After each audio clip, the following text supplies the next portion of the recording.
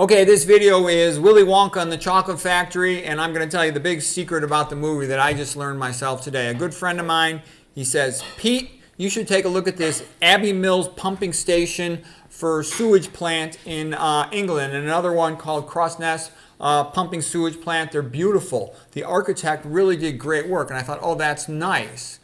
And I just want you to, first of all, see this Willy Wonka. It was a great movie. Gene Wilder. I even remember the character's name, Augustus Gloop.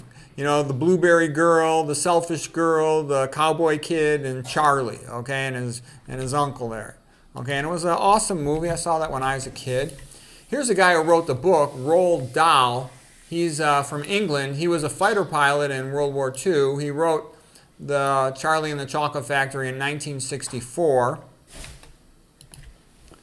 And it was a great book. And here's the fighter pilot plane he fought in World War II for England. Okay, now here's the one of the classic scenes in the movie where Willy Wonka is bringing them into the factory, and the factory is quite extraordinary. I'm getting at something good. Okay, I know I'm kind of doing a little build-up here, but I think you need the build-up. It'll make more sense. So here is them taking the boat through the chocolate factory, and everything is quite beautiful. And I remember seeing this thinking, this is, spectacular. The creativity involved in making this was extraordinary. This movie was unique, and it was beautiful, and it was good, and I thought, wow. And there's, the river of chocolate, all the pumping stations and everything. Okay, and I thought it was a great movie. I read the book. I thought it was great. And then here were the Oompa Loompas, and everybody remembered the Oompa Loompa song, Oompa Loompa Doopity Doo, I have another riddle for you. And they had the songs, the rowers keep on rowing, but they show no signs of slowing, but the danger keeps on growing. And anyways, in the real book, Roald Dahl had written that they were African pygmies, and then that was thought inappropriate, so they changed the name to Oompa Loompas. Okay. Then here is now the pumping station. So, my friend kind of likes architecture, and he said, you should check out Abbey Mills pumping station. This is Crossness and Abbey Mills are both designed by the same architect named Charles Driver. And this is part of the entranceway, and it's pretty nice, not that big of a deal, but you take a look at the next thing, and you're like, gee, that's starting to look kind of familiar, like the boat in Willy Wonka and the Chocolate Factory. And I'm like, I started... my spider sense started going on here. And I'm like, look at these things.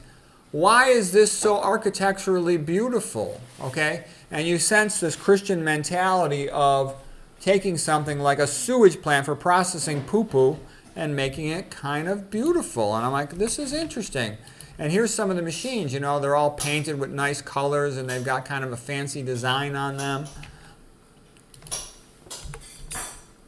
And here's some more of the colorful design, and there's a sense of joy in a sewage plant. I thought that was kind of cool.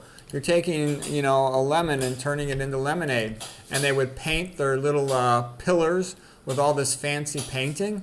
I thought that was kind of beautiful. Okay, and here's one more look at the processing for the sewage, and it almost looks like sort of like the spaceship lunar lands, but again, there's this architectural touch. Here's the vats for it.